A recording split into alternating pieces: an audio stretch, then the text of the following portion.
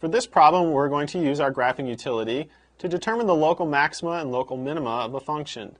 Then we'll use those values to determine where the function is increasing or decreasing.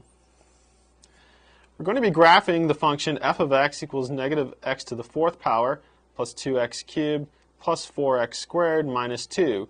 We're going to graph on the interval negative 5 to 5. We're going to approximate local maxima and local minima and then determine where the function is increasing and where it's decreasing.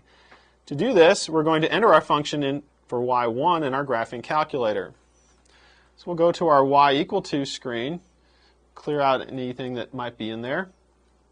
In y1, we're going to enter negative, make sure we use the negative key there, negative x to the fourth power plus 2x to the third power plus 4x squared minus 2. We'd like to graph that, take a look at what it looks like. We'll start with our standard window, just to give us a reference point. We know that we're only looking on the interval negative 5 to 5, that's for the x's, so we'll go to our window settings, and we're going to have to change that. We also want to see that our graph kind of barely misses the top of the graph. Our window settings barely miss the top, so we need to adjust our y max as well. So we're going to change our window settings here. Our x min, we're going to put as negative 5 since it's our lower bound on our range for the x's. Then x max is going to be 5, so minus 5 to 5, that's the interval we're considering. We're going to let x scale be 1. Then for y min, we're just going to leave that at the negative 10. Y max, we do need to raise that up, so we're going to go ahead and go up to 20. Now the difference between the min and max is 30, so we're going to go a scale of 2 so we don't get too many tick marks. We'll go ahead and graph that again, and so we get a little bit nicer graph. And we're looking for the maxima minima. Remember that maximums occur at peaks and minimums occur at valleys. The max and mins are the y values, so we're going to go ahead and find this using our calc menu. And we're going to start from the left side of our graph, which is going to be a maximum. So we go to our calc menu.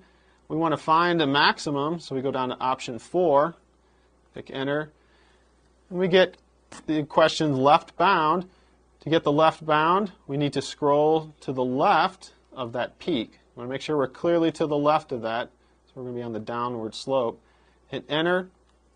Right bound, we want to go past the peak, make sure we're on the other downward slope, and we'll hit enter.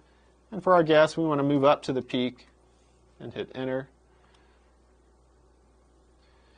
Now it says the maximum will occur when x is roughly negative 0.85. The actual maximum value is negative 0.86. The y value is the maximum. Next we see that there's a valley, so we're going to find a local minima. Go back to our calc menu. Scroll down to option 3 for minimum. We'll get the same questions, left bound. We want to make sure we're to the left of that valley. Hit enter. For the right bound, we want to be to the right of the valley. We'll hit enter.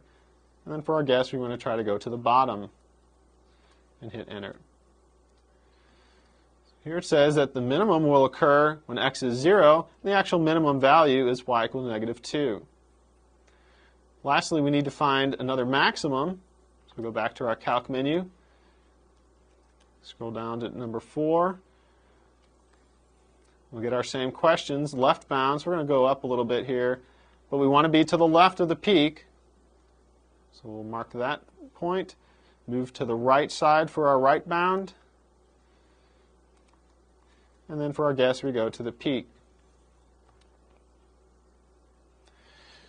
And so here we see that this maximum will occur when x is roughly 2.35, and the actual maximum value will be about 15.55. So here we're going to summarize the information we found from our calculator. We've got our function. We found that there was a local maximum at x equal to negative 0.85, and that maximum value was roughly negative 0.86. We found another maximum at x equal to 2.35. The maximum value was roughly 15.55. We also found a local minimum that occurred when x was 0. and the minimum value was -2. If we recall from our graph, the graph was initially increasing, so we're going to start from the left side. We're increasing starting at -5, and we increase until we get to that first maximum. That occurred at -0.85, so we know the function's increasing on this interval. Once we hit the maximum, the function started to decrease, so we're decreasing from -0.85, and we decrease until we hit the minimum. The minimum occurred at 0, and so we're decreasing on this interval. Once we hit the minimum, the function starts to increase again. So the function's increasing until it hits the next maximum. That occurred at 2.35. The function is also increasing on this interval. Once we hit that maximum, the function started to decrease. And it continued to decrease until the end of our bound, which was at +5. So we have two intervals where the function was increasing and two intervals where the function was decreasing.